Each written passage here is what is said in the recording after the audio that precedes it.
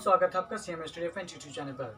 मैडियस मैं हिस्ट्री में पिछले एक वीडियो अपलोड कर चुका हूं, जिसमें आपको मोहम्मद गोरी मुस्लिम आक्रमणकारी और मुस्लिम शासक या भारत पर मुस्लिम आने वाले प्रथम व्यक्ति से रिलेटेड बातें थी, जिसमें मोहम्मद बिन कासिम, आपको मोहम्मद गजनबी तथा मोहम्मद गोरी के बारे में बात कर चुकी थी, जिसमें तराइन का युद्ध से लेकर आपको सारी बात हो चुकी थी। माय डियर्स, आज के टॉपिक्स में मैं चलूँगा दिल्ली सल्तनत। कहाँ पर चलेंगे? दिल्ली सल्तनत। और दिल्ली सल्तनत 1206 से 1526 ईस्वी तक। माय डियर्स, यह जान ले कि यह आपको वर्तमान एनसीईआरटी बुक 7 क्लास से हैं और वर्तमान बुक 7 क्लास एनसीईआरटी पर हैं। और यह किसी भी, आप समझते हैं, आप अगर स्टूडेंट्स हैं तो समझ में आ ही रहा आपको जो क्या सही क्या गलत है। तो ये किसी भी एग्जाम के लिए काफ़ी है, चाहे बीपीएससी हो, यूपीएससी हो, या बिहार एसआई हो, यूपीएसआई हो, यूपी पुलिस हो, बिहार पुलिस हो, रेलवे, एनटीपीसी, सीबीटी 2, चाहे जिसके लिए आप पढ़ते हो, आप तैयारी कर रहे हो, आप सबों के लिए काफ़ी है। तो हम देखेंगे आज की इस वीडियो में आपको सल्तनत काल और यह सल्तनत काल 1206 से लेकर 1526 ईस्वी का ये दौर रहा था। तो डियर्स, हम समझेंगे कि ध्यान से आप बस थोड़ा सा समय लगाएंगे कि आपको मैं सारे एक एक करके मैं आपको पॉइंट बता दूंगा कि दिल्ली सल्तनत की स्थापना 1206 ईस्वी में, जो पिछले वीडियो में हम देख चुके हैं, जो प्रथम मुसलमान आपको मोहम्मद बिन कासिम के बाद आपको दूसरा व्यक्ति मोहम्मद गजनबी के बाद मोहम्मद गोरी का ही एक क्या था, स्टाफ था, एक गुलाम था जिसका नाम था कुतुबुद्दीन ऐबक। तो क्या हो गया, मोहम्मद गोरी के मृत्यु के पश्चात आपको क्या बनता है, कुतुबुद्दीन ऐबक दिल्ली सल्तनत या फिर दिल्ली प्रशासक बनता है, दिल्ली सल्तनत का संस्थापक कहलाता है। ठीक है, जो कब होता है, वो 1206 ईस्वी में बनता है, जो किसके, मोहम्मद गोरी के मृत्यु के पश्चात। मोहम्मद गोरी के मृत्यु के बाद उसके गुलाम कुतुबुद्दीन ऐबक 1206 ईस्वी में गुलाम वंश की स्थापना करता है। ठीक है, अब गुलाम वंश के संस्थापक मोहम्मद कुतुबुद्दीन ऐबक होता है। अब कुतुबुद्दीन ऐबक से आपको दिल्ली सल्तनत प्रारंभ हो जाती है। इसमें भी कई बातें होती है। ठीक है, और क्या क्या बात होती है सारी बातें बोलेंगे हम। तो सबसे पहले मैं दिल्ली वंश की जब बात कर गए तो सबसे पहले दिल्ली सल्तनत के बारे में एक बार जरा जान ले कि दिल्ली सल्तनत में कुल मिलाकर 5 राजवंशों ने मिलकर शासन किया था। कितने वंश? 5 राजवंश, गुलाम वंश, खिलजी वंश, तुगलक वंश, सैयद वंश एंड लोधी वंश। ठीक है, लोधी वंश, जिसमें से हम देखेंगे गुलाम वंश के संस्थापक आपका कुतुबुद्दीन ऐबक था, जो 1200, और गुलाम वंश की शासनकाल था 1206 ईस्वी से लेकर 1290 ईस्वी तक। ठीक है, और गुलाम वंश के संस्थापक कुतुबुद्दीन ऐबक था। जबकि खिलजी वंश का शासनकाल 1290 से 1320 तक था, जिसके संस्थापक जलालुद्दीन फिरोज खिलजी था। कौन था? जलालुद्दीन फिरोज खिलजी। जबकि तुगलक वंश का शासन रहता है 1320 ईस्वी से लेकर 1414 ईस्वी तक, जिसका संस्थापक गयासुद्दीन तुगलक होता है, जिसकी का सबसे प्रतापी राजा और सारे राजा आप फिरोज शाह तुगलक और सारे लोग होते हैं। अब देखते हैं सैयद वंश। चौथे नंबर में आता है सैयद वंश। सैयद वंश की शासनकाल होता है 1414 ईस्वी से लेकर 1451 ईस्वी तक, और सैयद वंश के संस्थापक खिज्र खां होता है। कौन होता है? खिज्र खां होता है।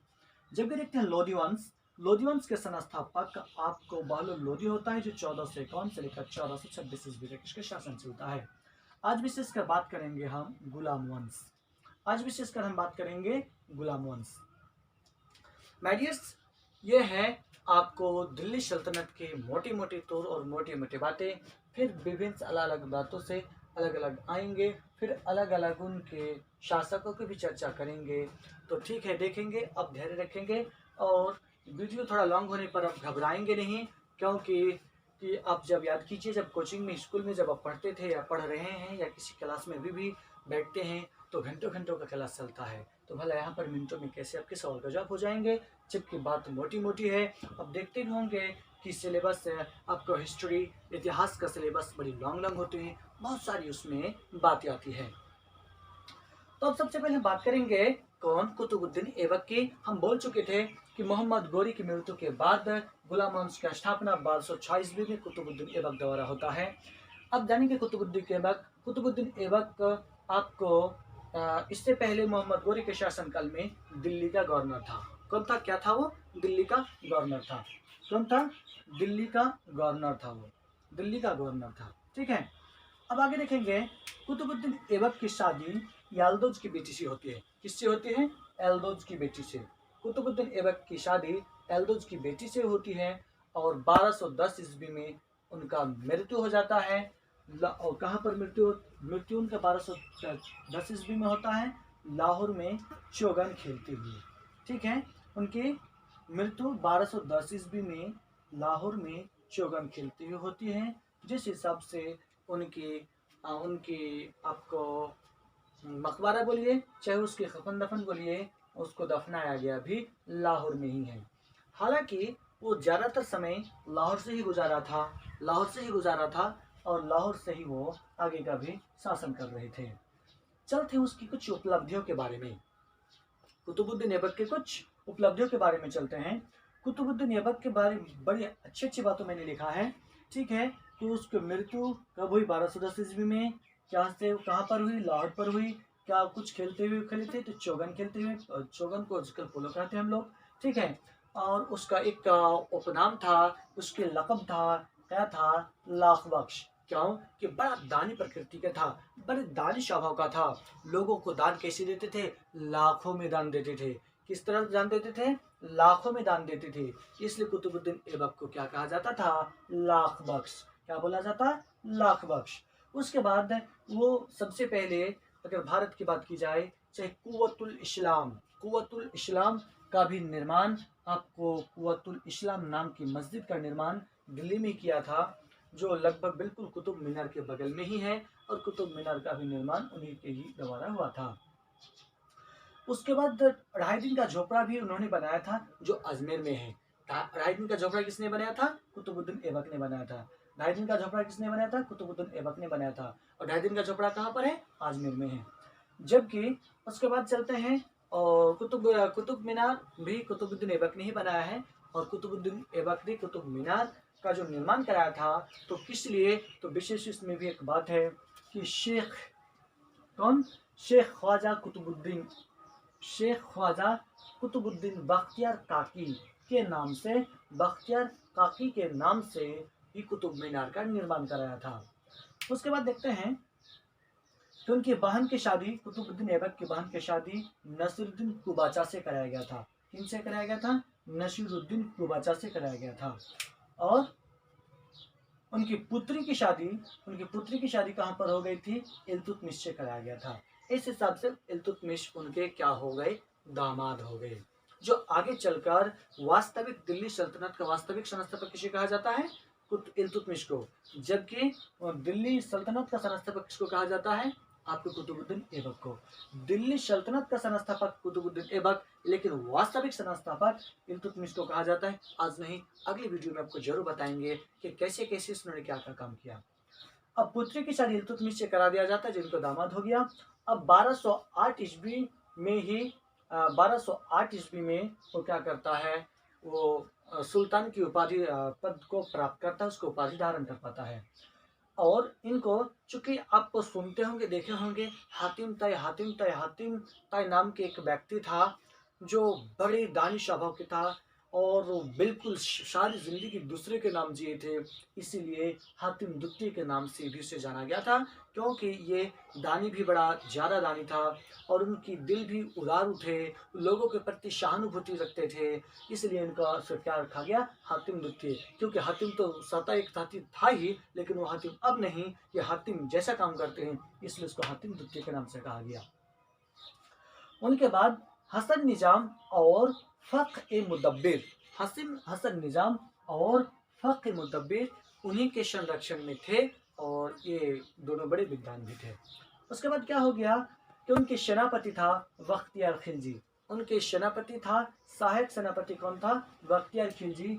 याद रखें, यही बख्तियार खिलजी था जो बिहार के, आपको विश्व के भारत विश्व के सबसे प्रथम और पहला जो आपको आवासीय विश्वविद्यालय था, नालंदा विश्वविद्यालय और विक्रमशिला विश्वविद्यालय, इसी बख्तियार खिलजी ने ही उसको ध्वस्त करा दिया था या नष्ट करा दिया था, और जिसकी भी चर्चा आपको तबकात नासरी नामक पुस्तक में मिलती है। टेक्स्ट में तबकात नासरी, ठीक है। सेनापति बख्तियार खिलजी, ठीक है।